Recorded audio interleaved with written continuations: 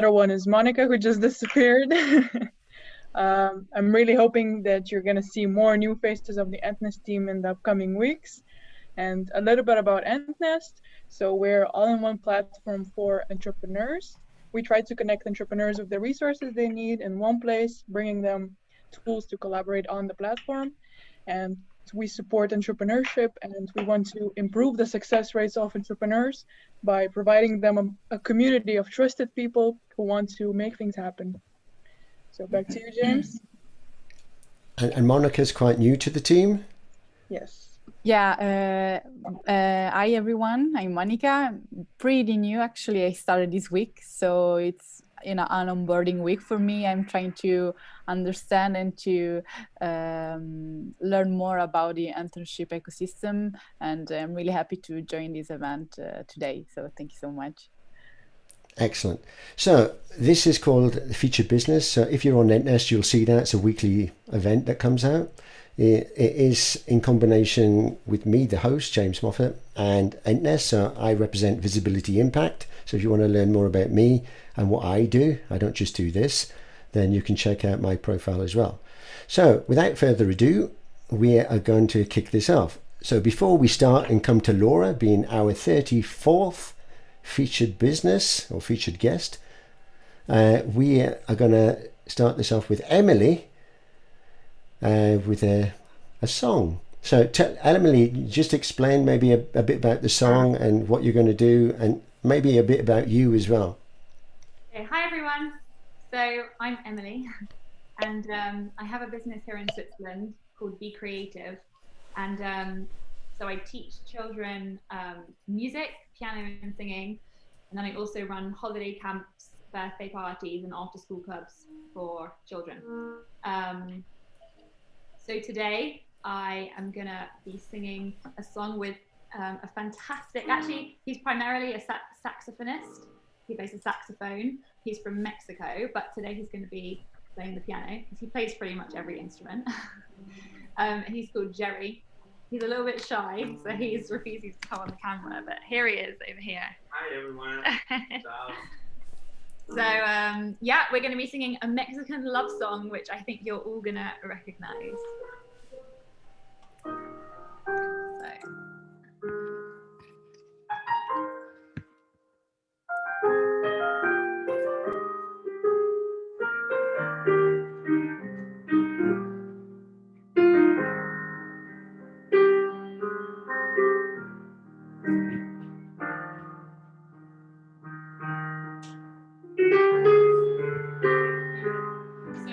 I took on board last time when was it what Boris had said about having a microphone.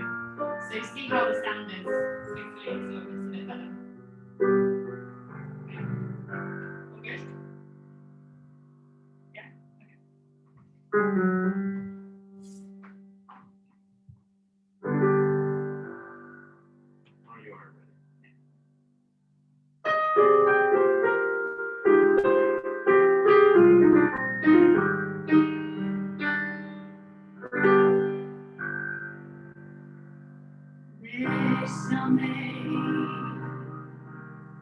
Bésame mucho,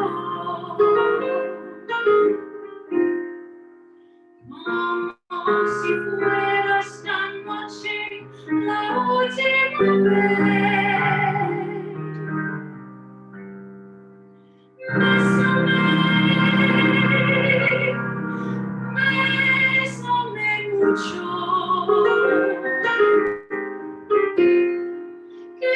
Tengo miedo perderte después. Bésame,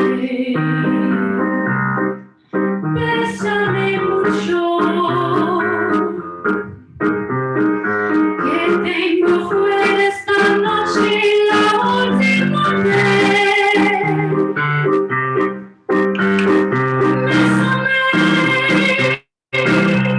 Bésame mucho,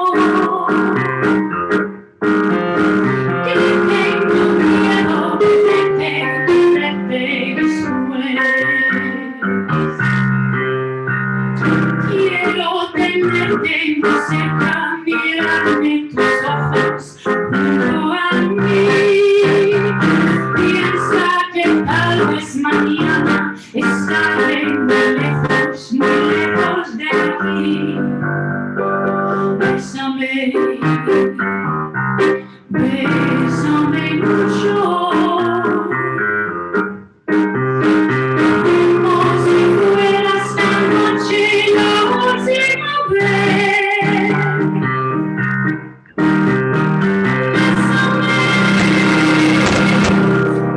Bésame mucho.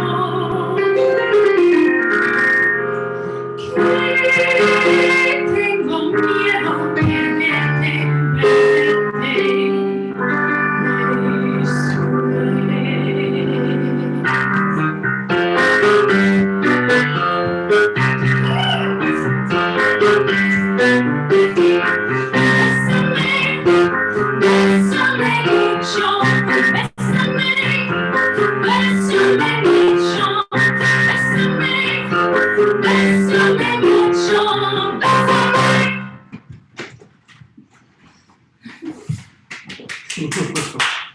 Cool. Bravo, excellent. Wow. You're not just a good singer, you can move as well. That was excellent. I found, maybe it was just me, but I found sometimes the piano was really quite loud. But you made up for it, and the song was excellent. And it was a Mexican love song. Yeah, it's you recognize it, no? Does everyone recognize it? Yeah. It's who sings it? Enrique. No, who sings it? Everyone. Everyone. Sorry, I just interfered, just bursted laughing. Yes, it's a very, very popular song. Beautiful as well. Thank you for sharing. Yeah, so Emily's going to be singing different songs each week. I mean, last week it was with a different guy as well. You had a drummer last week. I remember that. And then, yeah, every week you surprise us as well.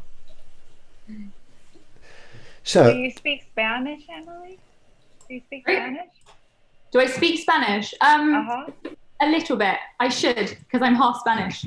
But yeah, I'm trying. So you memorize the lyrics? Oh, I'm going to have them on my phone to sort of glance at. But yeah, I think I could probably do it off by heart if you guys weren't watching. right, we won't look next. We'll close our eyes and just listen. So, thank you very much, Emily. It's a great pleasure having Emily on every week. She has been a featured guest as well. So, but if you want to check Emily out, just go to her profile. And as she said, what she does with children and everything else. And she plays the piano as well. So you could have played yourself. Yeah. Right, so we're just going to switch now to our featured guest before we run out of any time. So, because there's a lot to learn about Laura. So how this works is for the first 10 to 15 minutes is about Laura, the background about Laura, who Laura is, where she's from, where she's living, what she's doing. And then we kind of transition into what she's doing now for work. And then typically after 20, 30 minutes or so, we open up to the audience to interact. We do it that way because if you start asking questions now, you'll spoil kind of the flow and we won't get round to learning everything that we need to know about Laura. So if everyone's on mute, and then we just listen to Laura's story, I'll steer the conversation, and then we'll open it up. I'll announce where we can open it up, unless Laura has a question for you, of course, and then feel free to do so. Right, so without further ado, Laura, our 34th guest, we want to learn about you. You've been in Entnest. We met on actually another platform on Intonations. So there's some people here that come from Intonations as well. And I invited Laura to come and have some better fun and come and join here. So I invited her here. So how many of you attended now, actually? Thank you. Laura, how many events have you been on? Not many. How many what?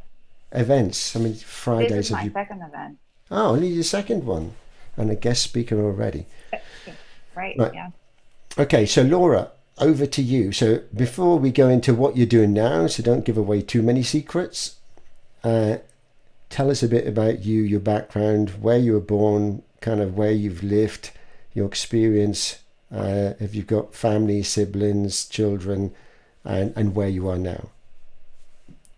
Okay, well, thank you everybody for joining. I'm going to talk slowly because I feel like my Wi-Fi connection is not that great. I was born in Venezuela, in the capital, during a very important economic boom because it was in the Middle East crisis. So growing up in a country that had so much wealth was a blessing and a curse at the same time. I've never been good with my finances, for example, because I feel money is never going to run out. And I grew up in a middle-class family. My dad worked in the oil company, which at the time was the most prestigious oil company in the world.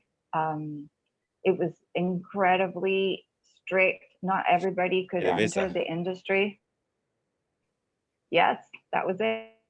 That was it. And well, it was a good time for everybody, and it really taught me a lot living in a country where people had such an optimistic view on the future. But then in my teenage years, the situation shifted for the worse. We started feeling that money was maybe not one of those never-ending sources of income. And there were some moral crises as we started feeling that maybe our leaders were not precisely the best ones to lead the country. They had mistresses, they were accused of corruption. So my view became more pessimistic. What my parents enjoyed, the time my dad married my mom, they had their own apartment, they had bought 2 cars, they traveled. I mean, it was very comfortable. So unfortunately, going back home is not an option, though. I mean, I don't know how much you know about my country, but the oil industry has been completely dismantled. It's something that they should study in college, what they were able to do with an industry that in the 70s was so prosperous. And nowadays, I mean, my dad gets a pension that is worth a loaf of bread. Thank God he was, well, I didn't get that from him, but he was always very stingy with money. And I guess it's one of those Victorian values where they're thrifty with their money, because my dad's British. So he has good savings, thank God, and they can live out of that. So I'm the eldest. I was born exactly 1 year after they got married. So my dad and my mom really didn't get to do much. They married young, and they immediately started raising a family. No time for postgraduate studies or more traveling. But we're 3. I have a brother who lives in Texas, and my sister who still lives in Venezuela. She's the one that is taking care of my parents. They're both alive and doing well, thank God. So just a quick question. So you said your father's British. So where's he from? He's from Jersey. Oh, right. Channel Island. Right? Wow. And his family moved to Trinidad when Trinidad was a colony. And Trinidad is just off the coast of Venezuela. Yeah. We had a guest, Sheldon, from Trinidad and Tobago. So he was one of our guests. I think it was last week, right? I think I heard him. Yeah, he was a football star. But anyway, talk about that later. But so there's lots of connections with people. So your parents both live back in Venezuela now? Yes, they do. And so, but you traveled a lot when you were young. So you moved to Scotland? Mm-hmm. And you lived in... My dad worked in the oil industry there for 2 years. So I know you probably said it earlier, but I missed that. So you said it was one of the big oil companies? So either Shell or BP, I guess. I'm sure it was British Petroleum, BP. Yeah, okay. All right. Okay. So tell us about kind of your experience. So you traveled a lot then because of your parents moving or your dad's industry. Mm-hmm. So the whole family moved at the same time. So I mean, all of the kids came along for the ride, and you ended up going to Exactly. Well, Glasgow. Glasgow, that's correct. Back then, families did not communicate with kids, their plans. So we found out we were leaving because everybody was doing a farewell party and crying, and we thought, okay, what's going on here? And then we drove to the airport and they waved goodbye, and I was like, oh my God. It was the first time I got on a plane. So I know it's the way that families dealt with the changes back then, but then, wow, that was brutal because we went from speaking Spanish. My dad did not speak English at home. We spoke Spanish, my mom's native language. And suddenly we were at a farewell party, and then immediately there we drove to the airport and got on the plane. So I didn't sleep one bit on the plane. I remember I laid on the floor of the plane and cuddled there. It was terrifying. It was a different upbringing back then, but when I got there, it was all an adventure. I mean, we got there July, so the weather was wonderful. We immediately started enjoying parks and, doing a lot of outdoor activities because the weather allowed it. And learning the language was, for me, I don't remember it being a struggle. It just happened naturally, My mom says that we suddenly started practicing English at home, because your dad was from the UK. Did you speak English at home as a family language, or Spanish, or a combination? Not before that, because my dad was fluent in Spanish also. So okay. He didn't see the need of teaching us a second language. So he didn't want to. And let's remember that back then. All right. So you didn't speak any English before you went to Glasgow, right? And then hearing 𝗪𝗧𝗎𝗛 is not kind of the best English to learn. Right. I didn't see any difficulty there. Wow. At all. Even I do, and I'm from Scotland. But I'm from Edinburgh, you see. We speak proper English there. You do. Yeah. You barely have an accent, thank God. All right, so at seven, you were in Glasgow.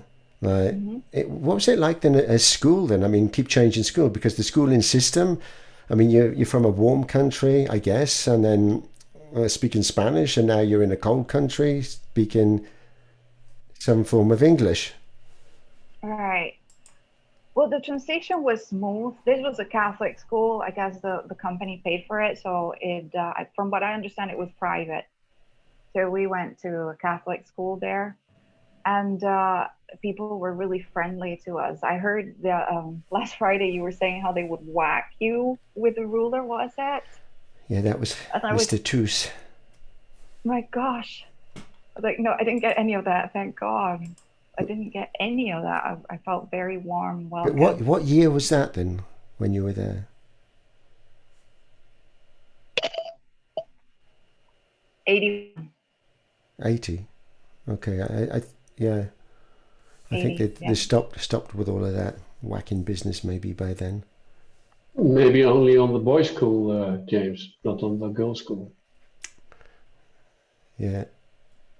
I had it a few times from being naughty at school. Or maybe it's just that I really behaved. You're a good girl. No, I wouldn't dare. I wouldn't dare, because I was petrified of my mom. Right. No need for a ruler. Okay, so you said, I mean, from the information that I've got from you earlier, I mean, I know we've shared some information, so I know a little bit about what you've done. So you enjoyed being in Scotland there. So what did you enjoy about it? Because, I mean, I'm not saying it's a bad thing, but I mean, in comparison, it's a huge difference. Well, we did a lot of outdoor activities while we could, right? But as a family, since it was just us 5, we did a lot of bonding. I mean, Latino families are all about sisters, uncles, even third generation, our cousins. We say fourth. our cousins. So my mom had an extended family, and we were always surrounded by people. And when we got to Scotland, it was just the 5 of us. So I got to know my parents well. We would do board games. We would travel to different countries in Europe as a family. So I really got to know them well. And I felt very free, very secure there, very safe. In Venezuela, I mean, there's a big gap between the middle class and the underserved. So we're always very protected. That's one thing, I mean, Latino families have. They're very protective. They control their children, where they're going. They're not usually out there on the street, you know, bicycling or skating. So here we had that. We could be out on the street all afternoon and then come back just for dinner. You know? Yeah, and it was a different culture. People were more...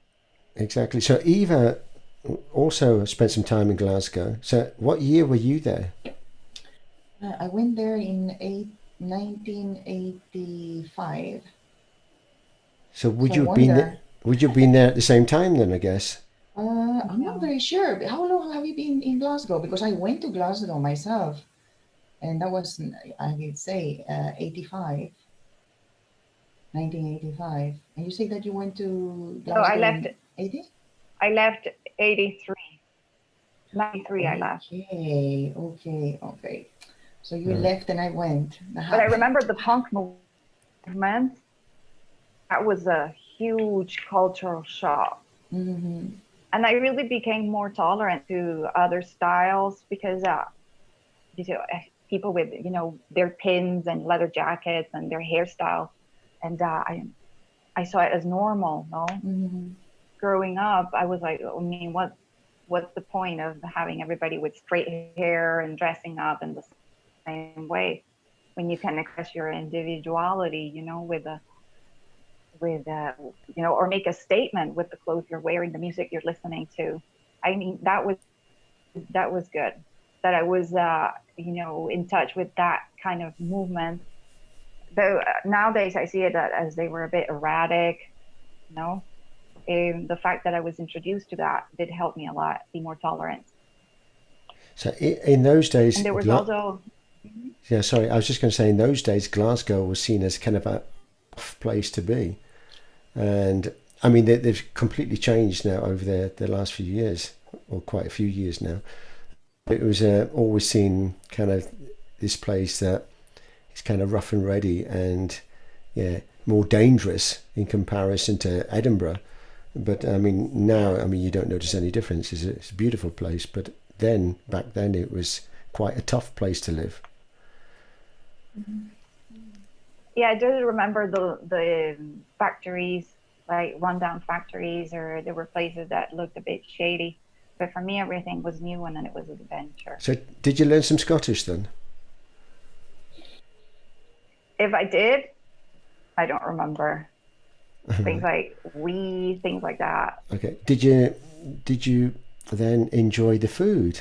I mean, like fish and chips and things like that. Yes, we would eat a lot of Indian and Chinese. Oh yeah, actually, the number one English dish was actually Indian, like a curry. And what about the haggis? Oh yeah, nope, haggis. None of that. No, you had to try some of that, and black pudding. But anyway, we digress. So let's kind of move forward. So you enjoyed kind of outdoor activities, hiking, trekking, camping, parks, and the nature in general. So that's something that has kind of been with you all the time. So you're an outdoor person. Absolutely. Right. And then, I mean, when I got here to Panama, the first thing I did was look for a park where I could go walk or do some hiking. Right. So let's kind of fast forward a bit. So you experienced living in the UK, you experienced kind of traveling a lot around Europe, very much outdoors, camping, the nature and things like that. So then where did you go back? Because you're now in somewhere completely different. So what changed? And then I guess you married as well at some point, and you tell us the story. I don't know how many of you are aware of what happened in my country, but this government model took over private businesses. So a lot of things became scarce, or you could buy them in the black market.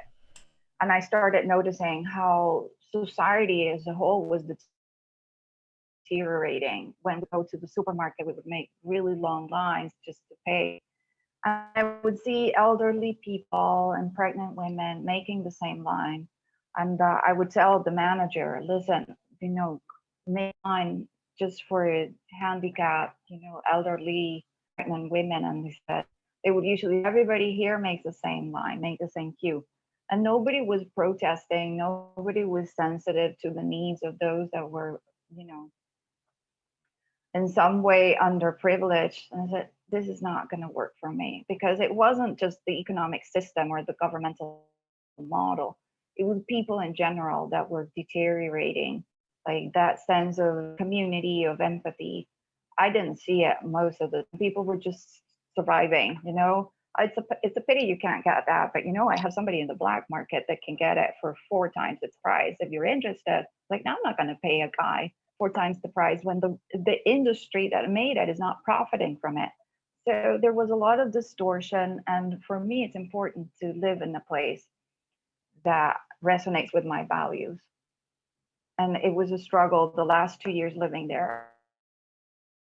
I felt like morally many things were wrong, not with the government, but with the people. And unfortunately, well, those of you who are entrepreneurs, you know, one of the biggest qualities of entrepreneurship is creativity. How can you be creative in a country that, you know, it just wants you to survive, right? Anybody trying to start a business there was faced with so much red tape, so much bureaucracy.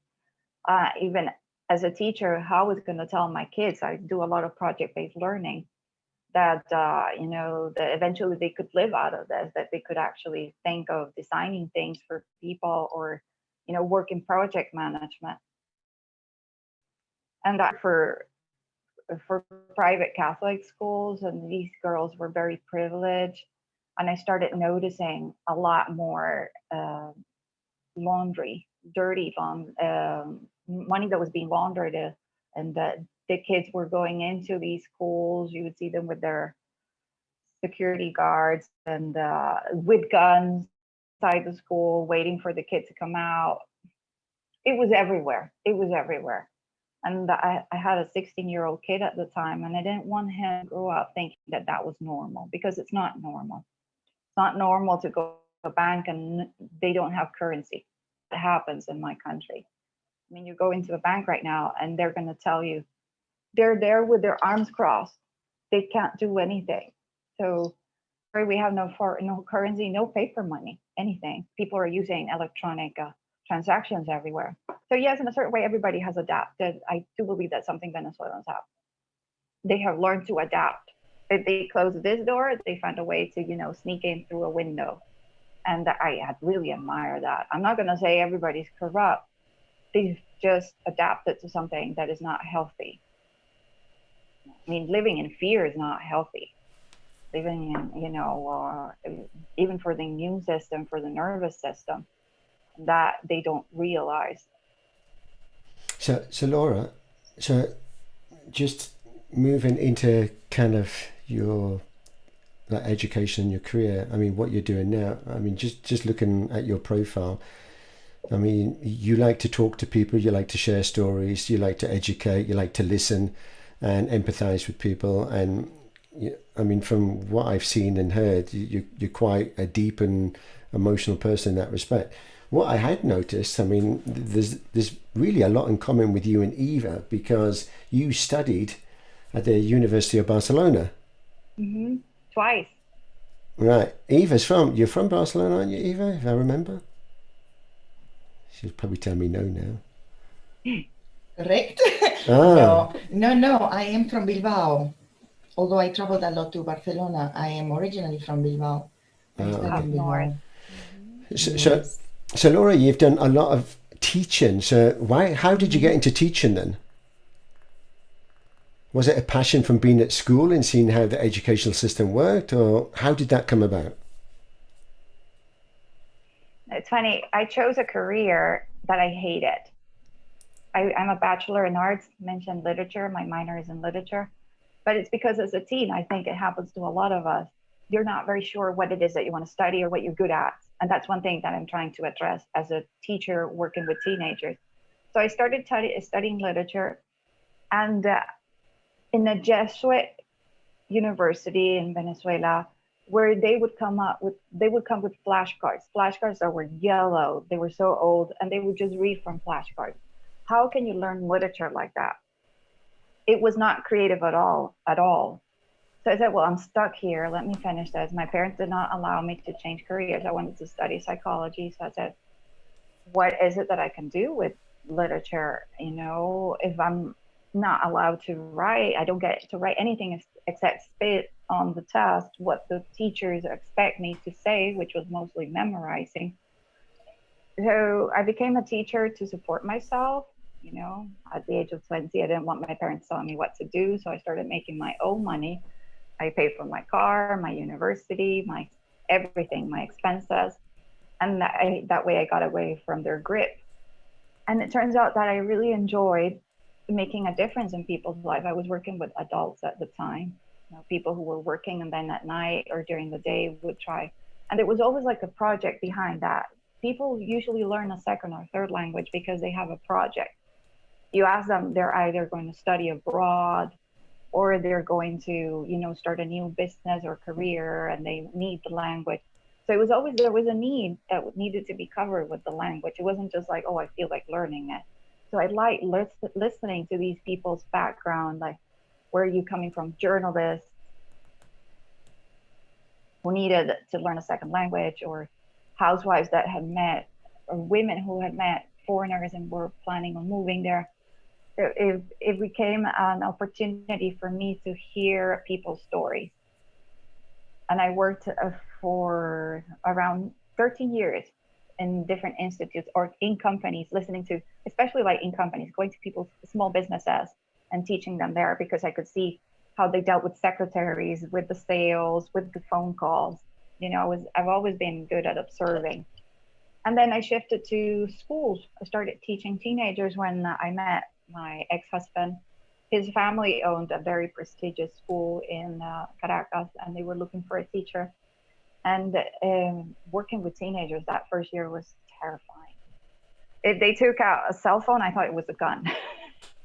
I was like always on the verge of a nervous breakdown. I was so afraid of them. And I said, listen, if this is something I'm going to do, I really have to work on myself. And I started developing skills I needed to work with teenagers. One of them was active listening, empathy, creativity. Adults they came completely formed. They were usually very nice. So working with teenagers was working with people with raw emotions that would suddenly come out of nowhere, And suddenly, it didn't happen suddenly, but when I came to Panama, I noticed a lot that teenagers were having anxiety, depression. So I said, how can I help them? This is a system that is very performance oriented. These kids work Saturday, Sunday, something that in Venezuela did not happen. You know, Saturdays and Sundays were to go out, malls, beaches, whatever. These kids regularly connect Saturday morning to start doing their homework. They work, because my son studied here, I noticed that. They worked until 1, 2 in the morning on projects. They were very demanding. So I said, how can I help them? And the way I found to help them was to study coaching at the 𝗬𝗢𝗨𝗥 Barcelona, a 2-year master in coaching and personal leadership. And I have incorporated that into my classes. And from there, I took a step further and started doing one-on-one sessions with women who have suffered domestic violence or who are working with boundary issues or setting boundaries, you know, taking control of their lives after being in a dysfunctional relationship. Because I was in one also. So, you know, I kind of blended both things. In education, I make sure that kids work on themselves, like go back and tell their story, their values, what is important to them. And I do that through project-based learning, because I think I see them as managers. So they have to manage their time, their resources, they have to manage conflict resolution. And I just let them. I teach them the what I want and why I want it, and they decide how they're going to do it. Because I see them as potential entrepreneurs or potential project managers. I always see the lesson plans as what skills I want them to build. You know, I feel I have a responsibility to institutions and companies who are going to get these people, these kids, and we'll probably have to train them, you know, from scratch because school didn't do its job. So Laura, so my philosophy is basically that. Okay, so Laura, you now live back in Panama, or in Panama, I wouldn't say back there. So how long have you lived there for? 6 years. Right, and is this your kind of final destination, or is this it is? You want to stay in Panama? Nope. Oh. Nope, not at all. No, I've got nothing against the country. I love it. People here have been amazing, and it's a good country to live. But I need to continue improving my teaching practices. I feel there's more out there that is more creative. I found a school in China that I'm constantly in conversations with that doesn't do paper-based assessments. They don't do tests. Nothing like standardized tests or essays. They work with project-based learning, and that's what I want. That's what I'm looking for right now. But in Asia or anywhere? Well, I'm in conversations with one in China. I think Asia is now thriving, for example, or even the Middle East. I know that in Dubai, they're looking for, you know, they have set goals of what they want in 2050, and they want to become the best educational system in the world. So given the opportunity, you would move to another country and carry on teaching and with children? Yes, teenagers, and eventually I would like to become an education consultant and teach or train teachers, you know, what I already know about coaching, project-based learning, so that it's, you know, that it trickles down to other schools. It has that multiplying effect. So what, at the moment, is there anything holding you back from doing that, or are you actively looking to find a position somewhere else?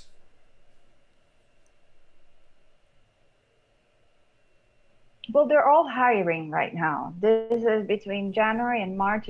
This is when they're hiring, and I've been applying. The girl from Turkey, I can't remember her name. Was it? I'm sorry, I'm on my phone, so I can't see everybody. Alvin.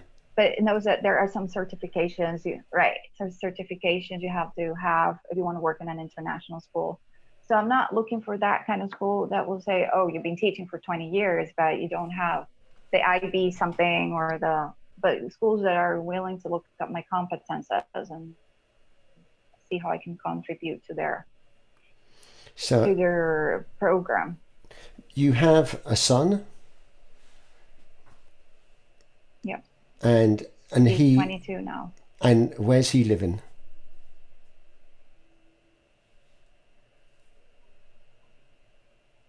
I'm sorry, I couldn't hear your question. Yeah, I was just saying, you have a son, he's 22 now, so where is he living? He's here in Panama, and he started studying here, engineering. He didn't like it. Not the career, the quality of education here in college. So I said, fine, I'm not going to force you, but then decide what it is that you want to do, and you work towards it. You have to fund yourself. This is going to be your project. You decide how, when, you contact the people, you're in charge. So he's been saving. He has more than $5,000 saved as a tutor. And he contacted 2 universities in Paris that teach, they have architecture, which is what he wants. He did everything. I wanted him to self-organize himself. So he'd be happy to move to Europe as well? Yeah, hopefully. He already applied and he's waiting for an answer. Right. So where was he born then? Where were you at Caracas. the time? Caracas. All right. Okay. Mm-hmm. Right. So now that you're in your job, so the job is I mean, you also within that job. I'm just looking at your profile. I mean, you've been a guest speaker many times. So a guest speaker on a particular subject and a particular audience. I want teachers to stop doing teacher-centered lessons and focus on the students. So every time I'm a guest speaker, I will give them tools, or I will talk to them about the mindset that they have to focus on or develop in case they don't have it, the growth mindset, and focus on kids. And make sure those kids to who they are, what is important to them, make those lessons meaningful. Like kids will ask, okay, what's in it for me? Why am I studying this? And they can answer those questions, not because the teacher says, well, because there's a test or because you have to learn it, but because teachers provide real world challenges for these kids, and kids say, okay, this is something I see myself doing. So that's what I want other teachers to incorporate into their lesson plan. Yeah, I had that problem at school. I had to learn algebra, and I was thinking, why? I don't think I'm ever going to use it. I've got no desire or passion for learning it, but I had to learn it. And then it also, I always thought some subjects, it was all dependent on the teacher. If the teacher was very engaging and kind of you went on that journey with them, then you could maybe learn anything because of the way that it's taught. And then some subjects I really liked. Yeah. Engaging. What made them engaging for you? Exactly. But I like what you said. I mean, I also studied about, particularly when I got young kids, when they go to school, how are they being taught, and are they being put in a box rather than being free from the box? And I find that even now they still put them in the box. You have to follow the rules, and as soon as they do something different, creative, or using their imagination, they kind of put down for it rather than awarded for like thinking differently. Yes, there's a lot that needs to change in education, right? And if I can voice that, if I can be, vocal, I will. So now that you're in 𝗏𝗏𝗏, right, there's a community of like-minded people, and the idea of 𝗏𝗏𝗏 isn't just about knowing someone's business or their personal business. It's about helping each other. It's about bringing together a community of people that when you're on a call like this, it's like how we can help one another. Now, I might not all have the answers, but we know someone that maybe does or can offer some advice or whatever. So in your current situation, what is the biggest challenge that you're facing that maybe we as a community can help with? Right. Well, when I started coaching, I understood that this is something that you master over time. It's an art. And maybe getting more people to understand what coaching is and isn't, right? And I would love to have the opportunity to coach more. In fact, I offer them, because I want to certify myself as a coach, I have to do several hours of ad honorem, right? I charge for some of them and then I don't as part of my practice. And I'm doing it, absolutely willingly, because I think it's something I see myself doing.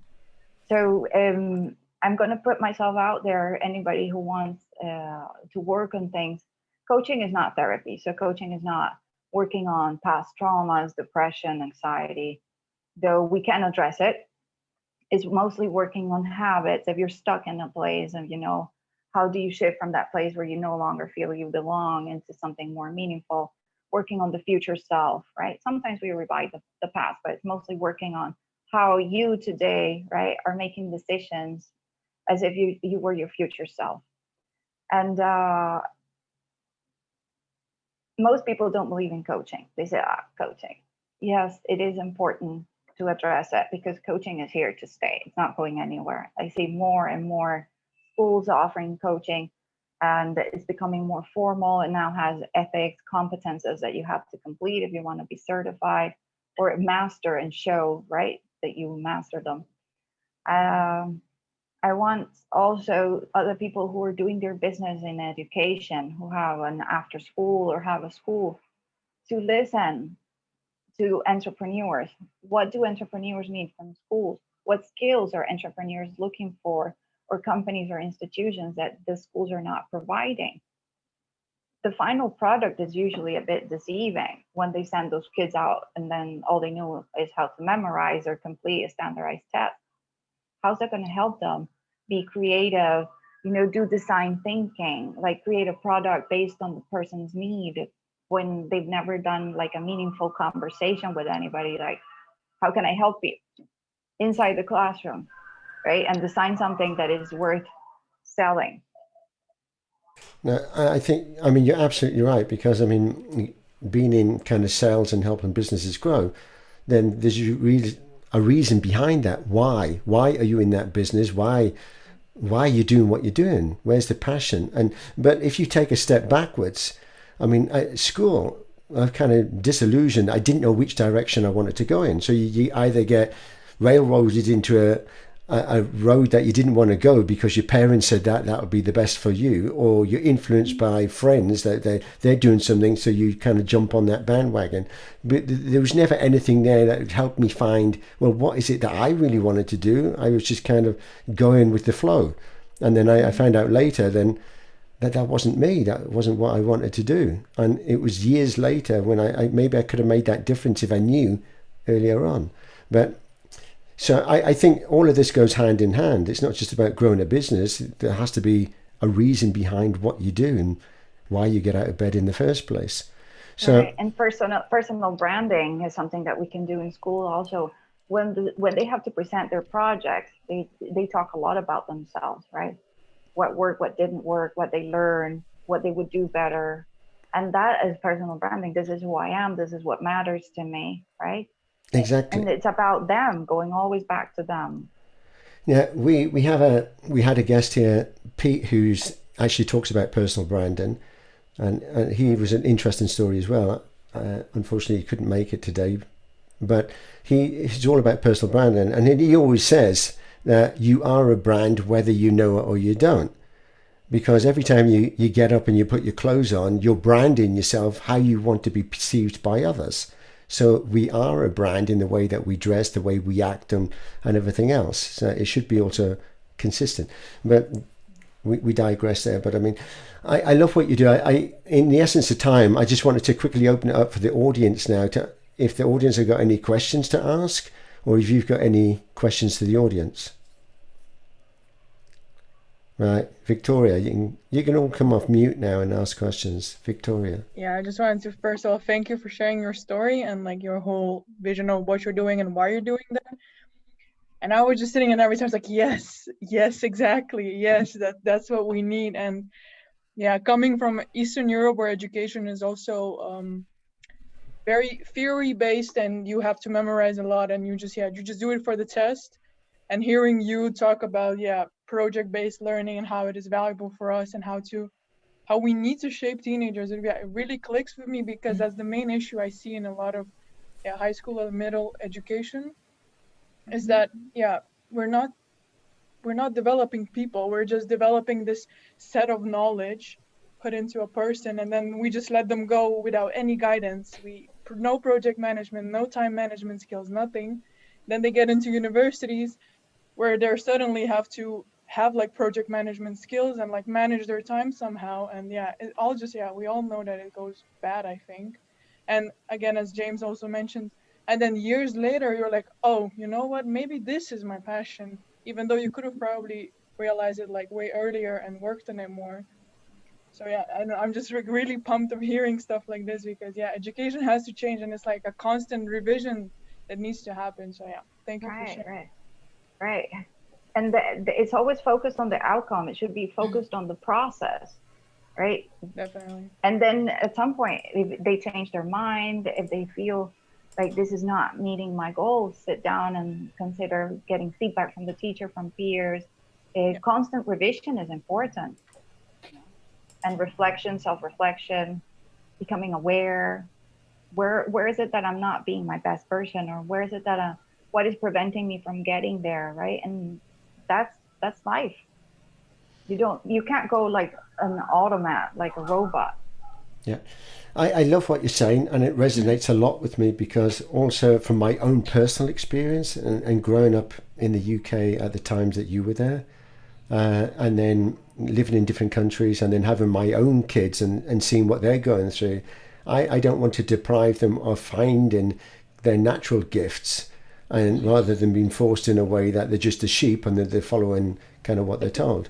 And it'd be interesting, like with a conversation, particularly like people like Monica and Victoria, I mean, who are kind of the younger ones amongst us, how education has affected or changed them, or is it any different to what we had, and have they actually modified and changed it and made it better, or are we still continuing the same path that's obviously broken, and then get people's feedback from different things. So I would also encourage you to maybe set up your own group within 𝗬𝗏𝗧 that we can have these discussions, because I think they're very valuable to everybody, because it doesn't matter how young or how old you are. We all have challenges, and sometimes we need a group of like-minded people like to share this and how we can work a plan to get out of it. So yeah, John. A comment and a question then for Laura. Well, first, before that, thank you very much for sharing the story. Very inspiring and very interesting to hear. On the education system, what I can say, our two daughters, when we moved from Canada to Switzerland, we put our two daughters in the local Swiss school system, which was fantastic. They were very young, and it just really grounded them in French. So they grew up fluently bilingual English and French, and they've since added Spanish, and the younger one, even a bit of Chinese. But after 5-6 years, we found that the Swiss system, in our view, was very good, but it was very rigid. You know, you listen, you do these things, and we moved them to the international, the IB, the baccalaureate, and we weren't sure at first, but then we found the rigor and the independence that system generated, where they had to budget their time, they had to do project work together. And so when each of them went to university, they actually found the first year of university easier than the last year of high school. Whereas a lot of people, a lot of kids who were free from the first time were kind of running around, what do I do with my time? So that's the comment. But the question, Laura, is, when you said that you were initially studying literature and they had the old yellowed flashcards, you were wondering, oh, you know, what am I going to do with this? And then you've pivoted, you changed.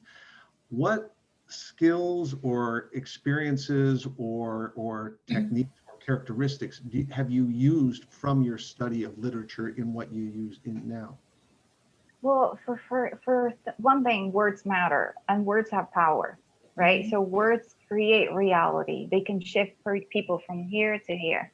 Even though I was getting very little instruction from the teachers, I read a lot of books.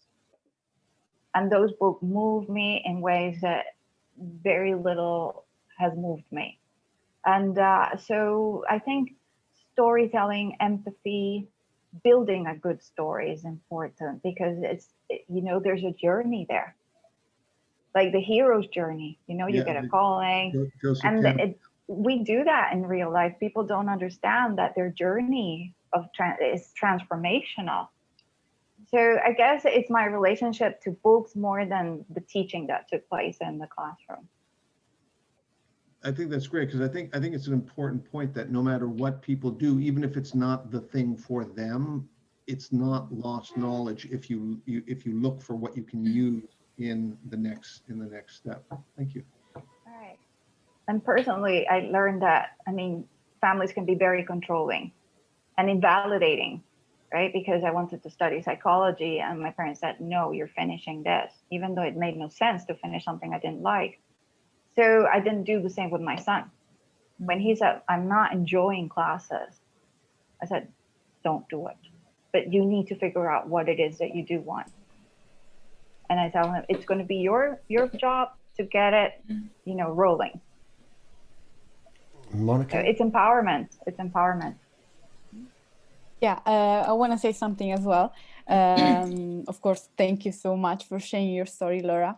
And as Victoria was like, yes, definitely like that. Also because it's weird, but yesterday I was talking with my roommate about the fact that sometimes I hate being born in my own town. I'm from a small town in the south of Italy, where there's no stimulus, no possibility to grow. And this affected me also during my career lives, and also to choose for the university. For example, I started studying languages, but then I switched to economics, to business. And also after my graduation, I did an internship in HR, then an internship in marketing, and now I finally found my my strong interest. But still, I think that I'm not finding my real passion right now. And I'm super happy to be joining 𝗬𝗏 because I think that this is a great opportunity for me to gain more information, more stimulus about what's happening in the world, about everything, in order to all the information to, you know, find my own path. So my question is, what do you think about, yeah, also because I came here and in Rotterdam right now, I'm based in Rotterdam, and I met so many interesting people, even younger than me, who has a lot to say, really high qualified people with a strong background. So my main question is, what do you think about the difference, the educational difference between the Northern European countries and the Southern European countries?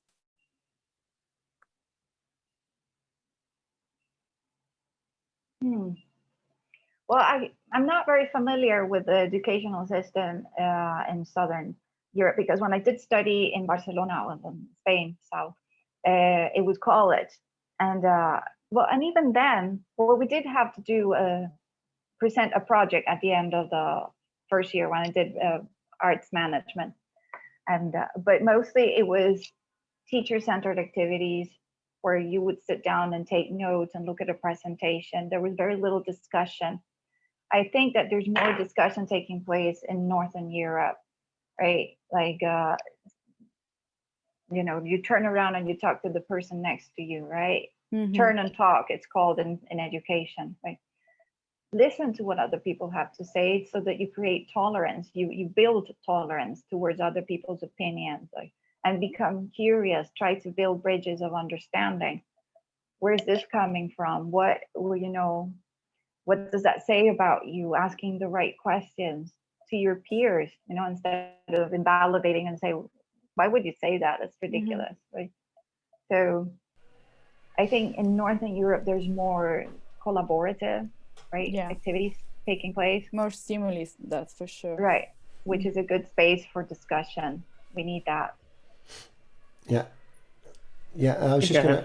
Something to add maybe here on that point. That's very thank you very much, Laura. And I think it's it also has changed a lot over time. I think when I was doing high school like 20 years ago, I grew up in Switzerland, and I'm still in Switzerland, in Zurich. So I think there was just a few kind of possibilities, more something like directions. You go into languages, you go into more science, or you go into more economics, business. I think there were like 3 different routes, more or less. And I guess nowadays, and maybe there, Monica did this differentiation between Northern and Southern Europe. I would probably more do it between Anglo-Saxon systems where other countries whereby I think you could study so many subjects, you know, in the Anglo-Saxon countries, like for very specific focuses on coming to business, or something like marketing, something like finance, and I think in the other countries it was much more something like very broad, but not so much choice. And seeing now how is the educational system today, I think it's, of course, there's still a foundation in terms of the lower one, primary school, secondary school, tertiary, stuff like that.